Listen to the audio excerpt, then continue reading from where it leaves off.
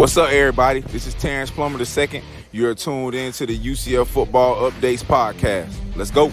This is Mac Loudermilk, and you're listening to the UCF Football Updates Podcast. What's up, Night Nation? This is Alan from UCF Football Updates, and you're tuned in to the UCF Football Updates Podcast. And today is a very special episode because we have a living legend with us, and quite frankly, the GOAT of all GOATs with us, former UCF quarterback McKenzie Milton. It's an honor to have you join the show, and appreciate you giving me the time, KZ. What's up? What's going on, Alan? Appreciate the introduction, bro. Appreciate you having Corey and myself. Absolutely. Well, we could start this a lot of different ways, but I think right off the bat, I have to say, as a new dad of a baby boy who's 8 months old now, I have to congratulate you because you and your fiance just announced that you're expecting. So first off, congrats on the upcoming wedding, but also on the baby. That's a lot of amazing personal news all at once, huh?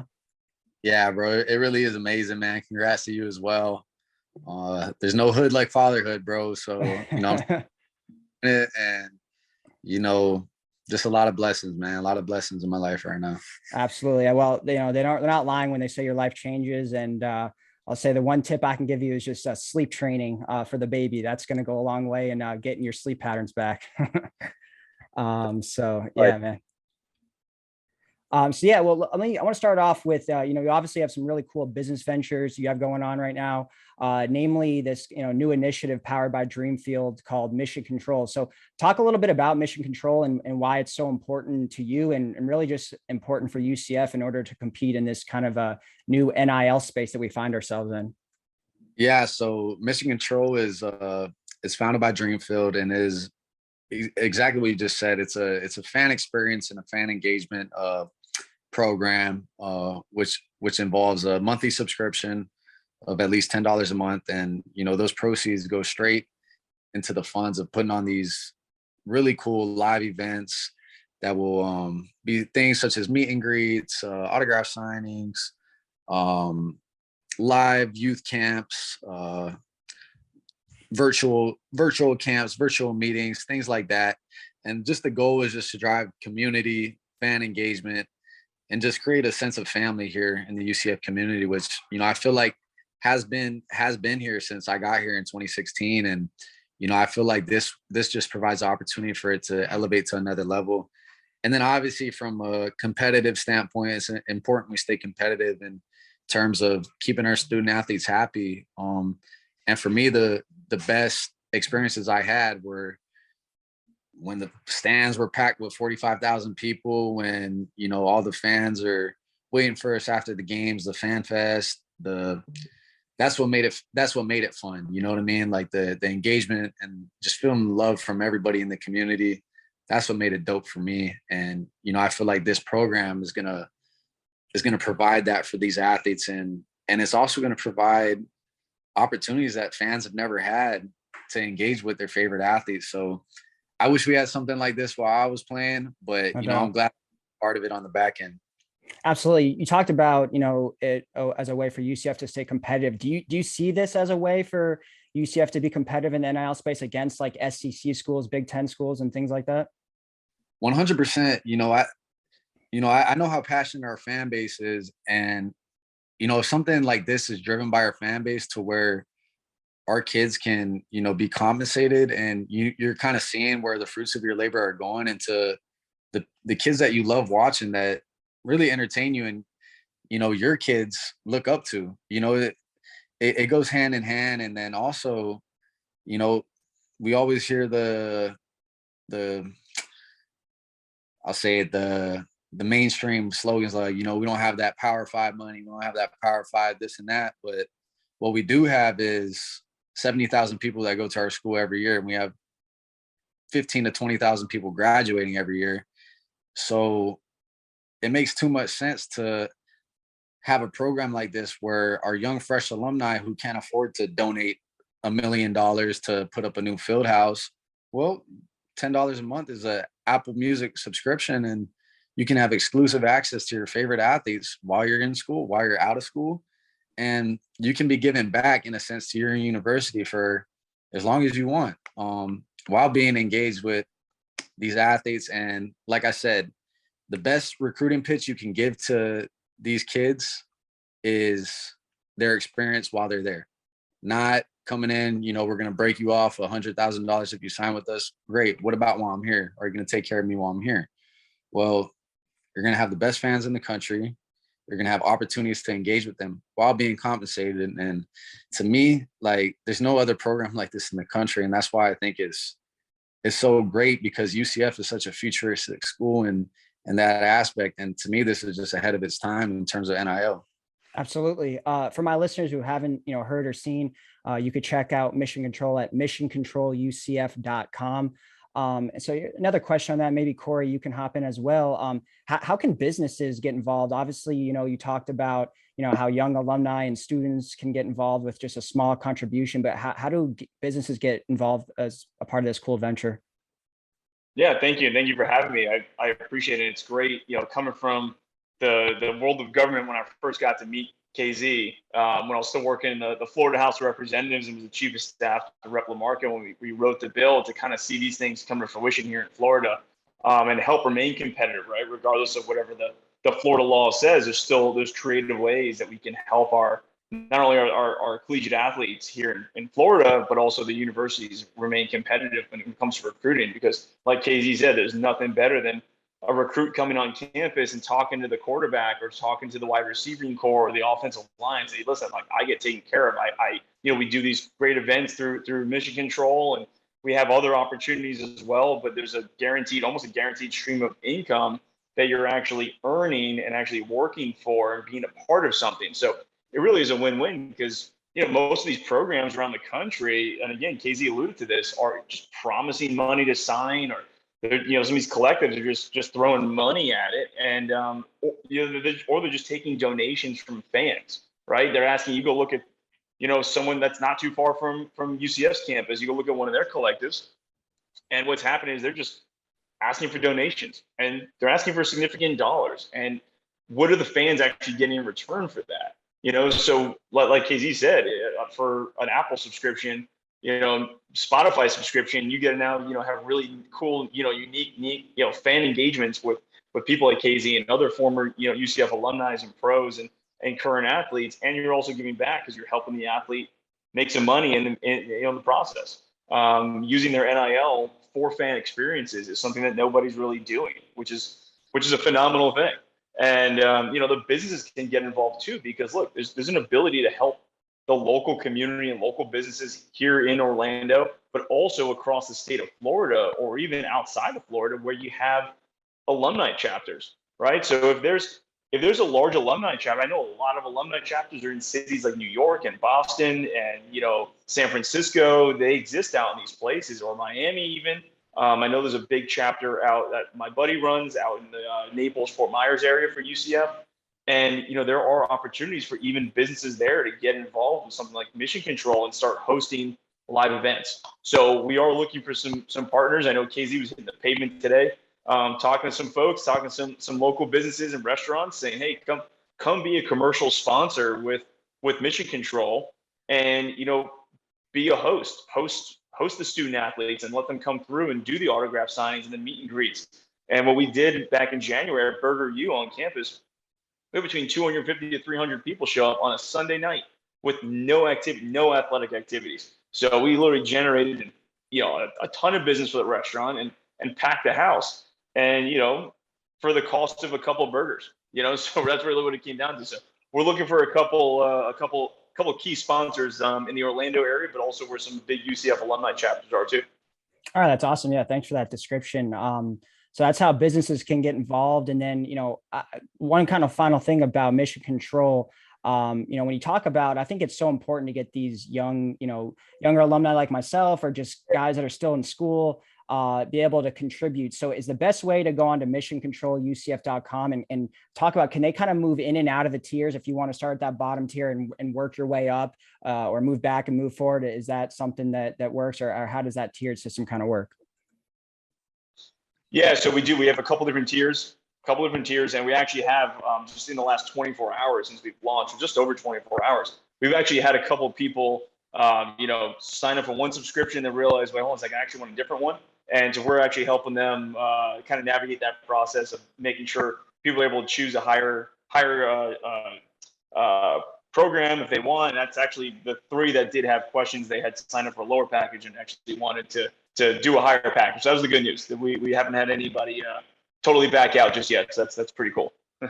Awesome. Well, once again, for the listeners, if you haven't seen Mission Control yet, you can go to missioncontrolucf.com. You can follow them on Twitter at _missionctrl or on Instagram at _mission control. Appreciate that insight, Corey, on the Mission Control. Absolutely. Thanks for having me. If you don't have any more questions about Mission Control or Dreamfield and what we're doing over here, thanks for having me. It's been a pleasure to get to meet you and get to know you. And KZ, I'll see you tomorrow at work. Yeah. All right.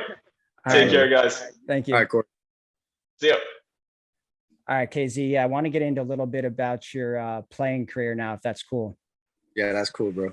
All right, man. So, what you did for UCF over the course of, the 17-18 season truly put UCF on the map. I mean, you quite simply, you changed the narrative for UCF. I mean, that type of impact is something you don't see. I mean, even at, Jameis Winston at FSU or Tim Tebow at UF. I mean, they're legends, but it's a different type of thing. I mean, you really made our school synonymous with being kind of nationally recognized now and really helped create UCF to where it is today now, about to enter the Big 12. I mean, what's that like to mean so much to one program? Yeah, I kind of get, like little goosebumps, talking like that. Just, it definitely wasn't just me, you know what I mean? Throughout that ride, I had a lot of great coaches. Coach Frost just believing in me even after up and down freshman year, and then being surrounded by great teammates and great players. Like, it was really a perfect storm for our program in terms of the situation I came into and the people that surrounded me. And then obviously, I'm just a competitive son of a gun. So, I'll do whatever it takes to win. And I think for us, like I said, we had Coach Frost, who instilled a great culture of family, work ethic, and just being consistent day in and day out. And then myself just having guys on the opposite side of the ball, like Shaquem Griffin, to look to as, if I'm not doing great, I know he's going to pick me. They're not doing so great, I'm going to pick them up. And like I said, it was just a perfect blend. And then of that 2017 season. And then I think 2018 season, we just knew who we were as a football team. And like, we weren't going to let anybody beat us. And that's what it was. And yeah, it was a special ride. And I think people that are close to that program, like yourself, and people that were really in it, looking back, like, gosh, those were some special teams that really like could have beat anybody in the country, and really did beat most teams in the country that we played. We won 25. The only game we lost in that 2-year span was probably ended up being the best team in the past decade in LSU. So no doubt. We didn't have our starting quarterback and myself, so we lost by 8 points. So I think it's just a testament to, like I said, the talent that we had on that team and the culture that we built, that it was just a winning culture, man. Like, we knew who we were, and we were extremely confident, and it didn't matter who we were going to face. And it does mean a lot to me seeing where the program's at now and where it's going to go. And I really feel like we're just scratching the surface. There's going to be, it's not a matter of if, it's a matter of when we win a college playoff invitational. It's not a matter of if, it's a matter of when. I know it's going to happen. Just, we got everything we need, man. We got the right AD right now. We got the right coach. We're bringing in the recruits, and I love what I'm seeing. And, that's why for me right now, obviously I'm training for the NFL, but, everybody has like, are you going to coach? Are you going to coach? Right now, for me, I see this NIL stuff as such an important aspect and tool for UCF. I feel like I'm even more of an asset in this role than coaching right now. So to me, that's why it's so important for me to be involved and helping out UCF in this. And then obviously, like, I want to see these kids eat. I want to see them able to make some money off of their name, image, and likeness. So in a nutshell, to answer your question, bro, it's a blessing to see where UCF's come from the time I got here in 2016. And, I'm excited to see where it goes. Absolutely. I mean, I've been saying we're going to win a natty since I got to school in '07 when I saw that potential in the athletics program. But, I heard you mention a couple of times there, Coach Frost, and creating that winning culture. Obviously you were close with Coach Frost. I think everyone saw that, and, he decided to leave and go back home, which no one would fault him before. But I think being who you were and seeing Coach Frost leave, you could have made the easy decision to follow him or to leave. And today in college athletics, there just doesn't seem to be a ton of loyalty. But the fact that you stayed, I felt that said a lot more about like the program and obviously your loyalty, but just the program.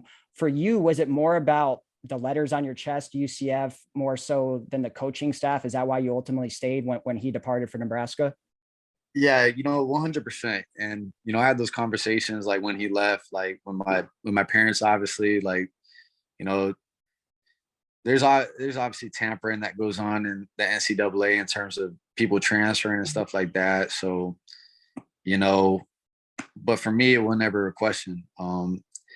And the UCF logo was a big part of it, but I think the bigger part, in all honesty, was the guys in the locker room and just the relationships I had with those guys. In all reality, I probably could have transferred after that year and went to anywhere I wanted in the country. No doubt. But those guys in the locker room, those are my family. And I'm like, okay, Coach Frost left, that's okay. It'd be even more sweeter if we do the same damn thing with the new coach. And we essentially did. You know what I mean? Like, yeah.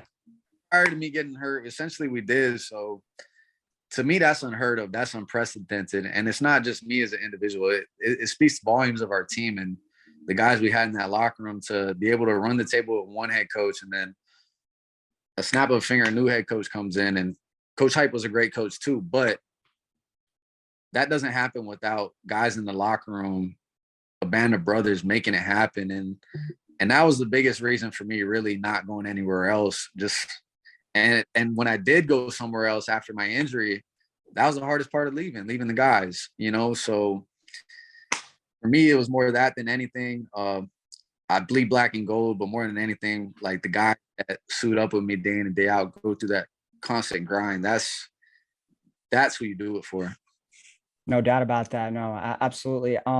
You alluded to your injury a little bit, and I know you've answered 1,000 questions about it, but I just wanted to actually maybe ask a kind of different side of it. I want to talk a little bit more about the mental side of the injury compared to the physical. As someone who plays football at the highest of levels like yourself, you get this serious injury where people are saying you may never play again. And you have to go through this arduous rehab process and to get cleared. But then even when you do get cleared from your doctors, did the doubt ever creep in? Because I imagine, I know that the mental side of sports is so important. I mean, there's sports psychologists and things like that, but I imagine someone like you who's been so talented for so long probably isn't used to something like doubt being in your head. So is doubt something that you experienced? And if so, how different of a feeling was that for you? I don't necessarily say it. There was like doubt. I think it was just more so as like, will I be able to do this again? Will I be able to get back to an elite level? And we can hash out all the X's and O's of, up at Florida State, but there's no need to do that. I mean, there's no need to do that. But I'll say this: I have extreme confidence right now in terms of playing, my athletic ability. I will also say that I have to maintain the strength and the mobility in my knee, just of like all the trauma that it's gone through. Like that's just a reality. That's the cards I was dealt, and I'm okay with that. But in terms of doubt, like I wasn't gonna step on that field until I knew I was ready. So I think like when the Notre Dame game came along, like there was no doubt, and I think you could see that in the way I was playing. I was ready to go, and I wasn't going to step out there if I wasn't ready. So I wouldn't say there's necessarily doubt. I would say this past year, just going through what I went through up there in terms of trading time and stuff like that. I would say confidence was a little shook in terms of the two coaches I played for at UCF. They knew what they had in terms of the guy at quarterback, you know what I mean? And up there, they were sold on another guy, and that's okay, because there was a similar situation for me, my freshman year with Justin Holman, and Sure. I got to put myself in everybody else's shoes. I can't always be in the shoes of McKenzie, because McKenzie's only gonna want it his way. You know what I'm saying? So I got to put myself in the shoes of Jordan Travis. I got to put myself in the shoes of Coach Norvell, Coach Dillingham, and he's a guy that has 3 more years of eligibility. He's a great athlete, and he has a lot of potential. So I think that's what it was more than anything. But for me, obviously, I'm competitive, and I never think another guy's better than me. But that's a tough pill to swallow, just going from being the guy to being the guy one week, not being the guy another week. Like that's a tough thing to balance. So I'll say confidence a little, but not much, just because I know what I can still do. I know what I still bring to the table. I feel like this past year was a little bit like my freshman year. I feel like I just had to get back wet.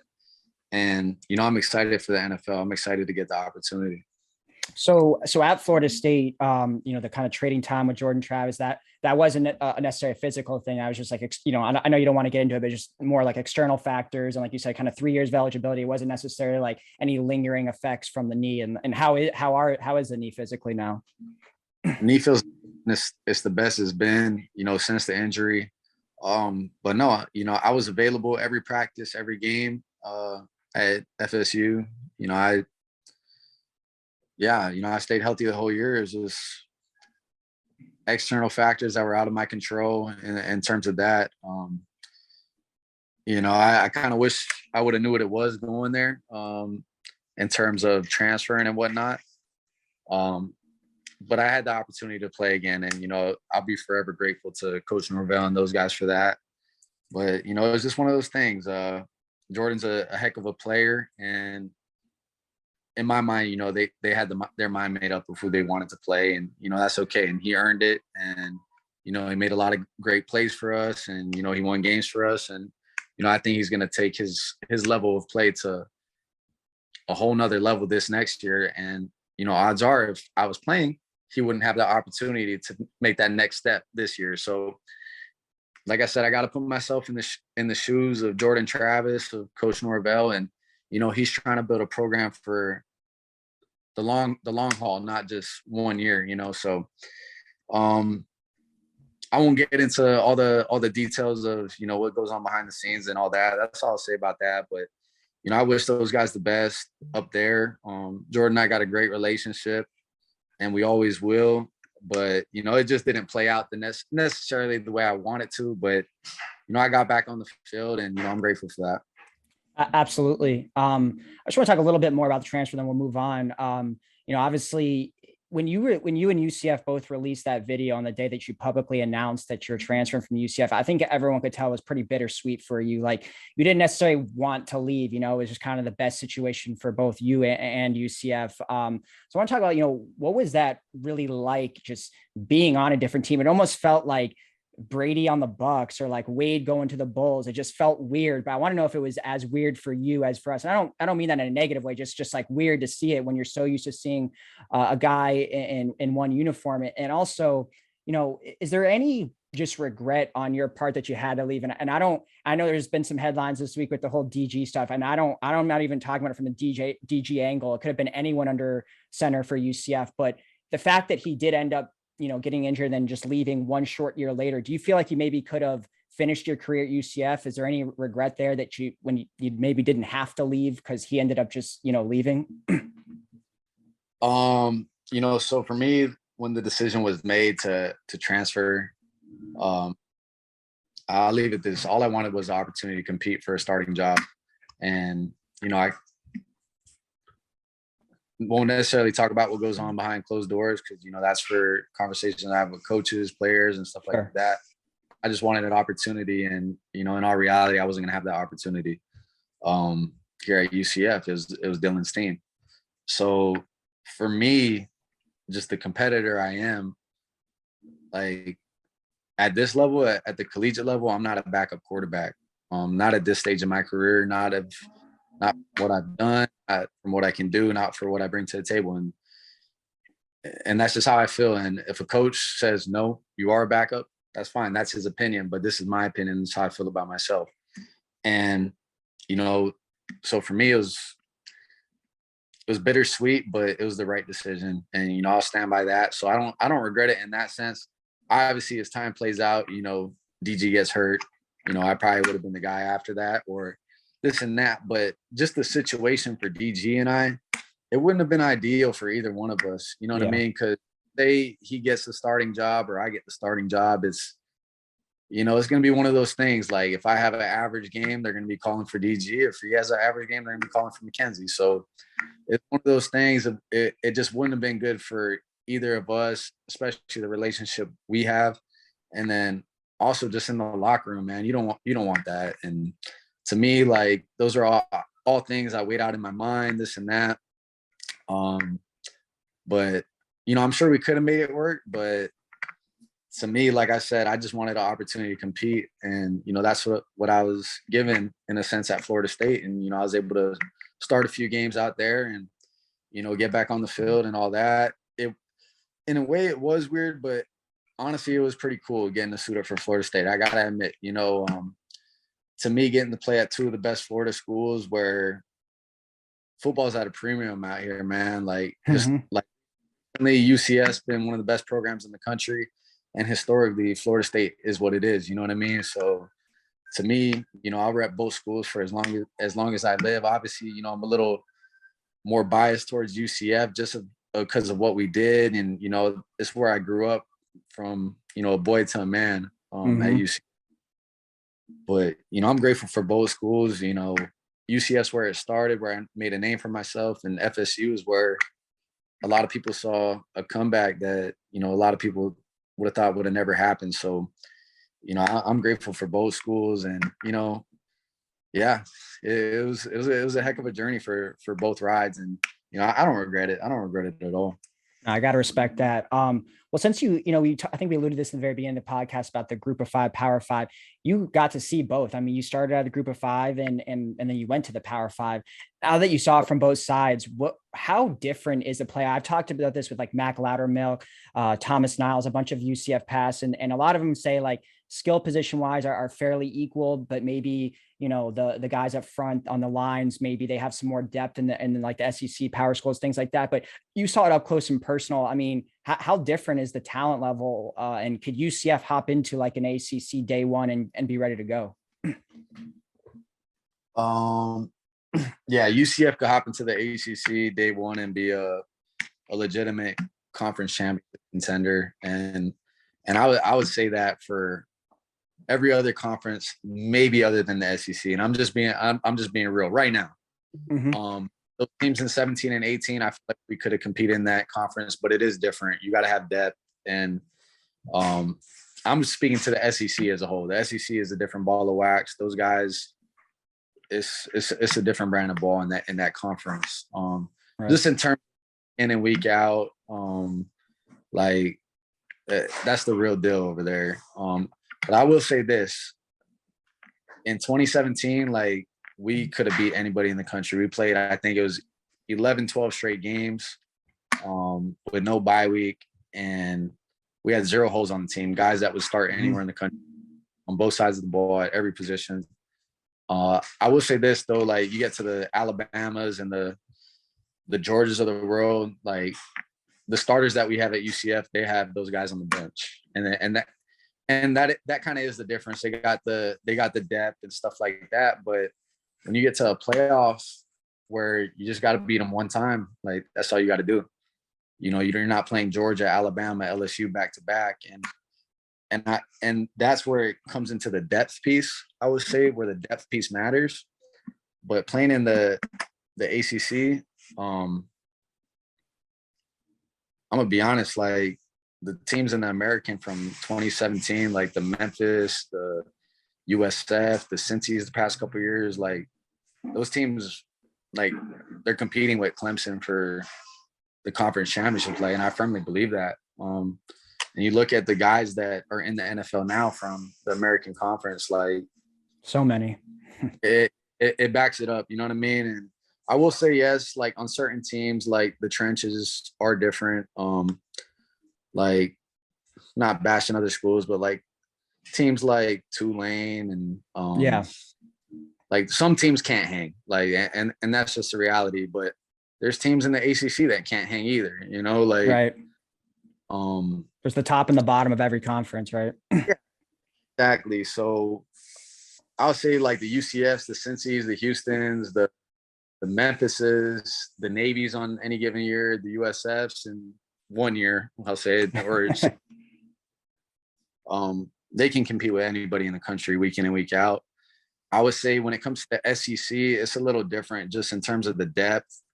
And, you know, I only noticed that just from playing Auburn and LSU, because they run it like an NFL team to where they're rotating their D-line every 2 or 3 plays. And the jump from the 1 D-line to the 2 D-line, they look the exact same. Like, and I'll say this, Jermaine Johnson, our DN from Florida State that's projected to go first round, he was a rotation Georgia. He's a first round draft pick. So that just guys that, you know, those schools do have. But, you know, for us at UCF, like we have those guys. It's just they were in the first 32, 42 guys. They have them all the way through 80.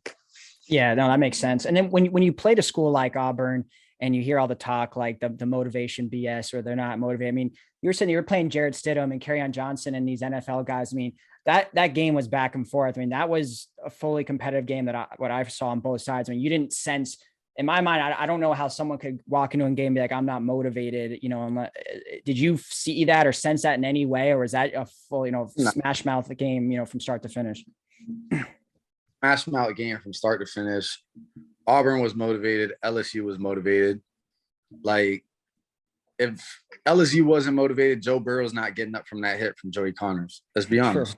True. You know, like he's probably taking himself out of the game with a concussion. But no, like these guys are competitive and every time they step on the field. And in all honesty, like Auburn was a great team. We were night and day better than them. And I feel like we played them 10 times that year. We're probably beating them 7 or 8 times. And like, nice. And that's truly, I feel like in my mind, we played average, especially on offense early in the game. We played very average and we still beat them like pretty handily. Like we were up 2 with 4 minutes left. Like, and they had a bunch of NFL guys. We had a bunch of NFL guys. It was just 2 really good football teams going up against each other. And the thing about us, like,